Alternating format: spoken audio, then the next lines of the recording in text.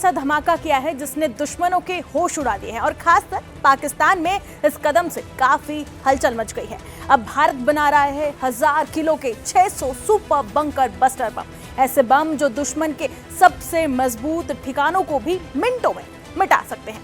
लेकिन सवाल यह है कि आखिरकार ये बम कैसे काम करते हैं और क्यों इनसे दुश्मन देश इतने डरे हुए हैं। आइए इस पूरी कहानी को समझते हैं सिलसिलेवार तरीके से। दरअसल भारत सरकार ने मिनिस्ट्री ऑफ डिफेंस के जरिए एक बड़ा फैसला लिया है जिसका मकसद है इंडियन एयरफोर्स की ताकत को नई ऊंचाइयों तक पहुंचाना। बता दें कि इस योजना के तहत भारत अब खुद अपने देश में 1000 किलोग्राम के भारी एरियल बम तैयार करेगा। ये बता दें कि ये सिर्फ एक हथियार ही नहीं बल्कि आत्मनिर्भर भारत की दिशा में एक महत्वपूर्ण और सबसे बड़ा कदम है जिससे भारत विदेशी हथियारों पर अपनी निर्भरता कम करेगा। इन बमों की तुलना अमेरिका के मशहूर MK-84 बॉम्ब से भी की जा रही है। इसका मतलब बिल्कुल ये साफ है कि इनकी ताकत बेहद विनाशकारी होगी। जब ये बम गिरता है तो सिर्फ सतह पर धमाका नहीं करता बल्कि जमीन के अंदर तक घुसकर विस्फोट करता है।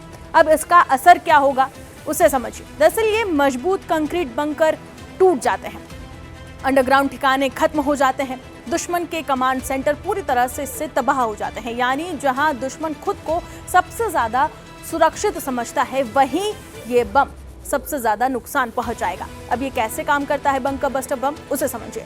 बंकर बस्टर बम की खासियत ये है कि ये पहले अपने वजन और स्पीड से जमीन या फिर टारगेट के अंदर जा घुसता है और फिर अंदर जाकर खतरनाक विस्फोट करता है।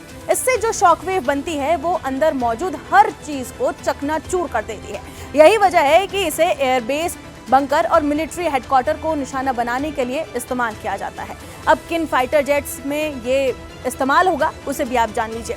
भारत इस बम को इस तरह से डिजाइन कर रहा है कि इसे कई फाइटर जेट्स के लिए इस्तेमाल किया जा सके, जैसे कि सुखोई Su-30 MKI, इसके साथ ही डसॉल्ट राफेल, उसके बाद ही डसॉल्ट मिराज 2000। इसका मतलब है कि भारत के पास अलग अलग प्लेटफॉर्म से ही एक ही तरह की ताकतवर स्ट्राइक करने की क्षमता होगी। दुश्मन देशों में इससे क्यों डर मचा हुआ है अब आप उसे समझिए।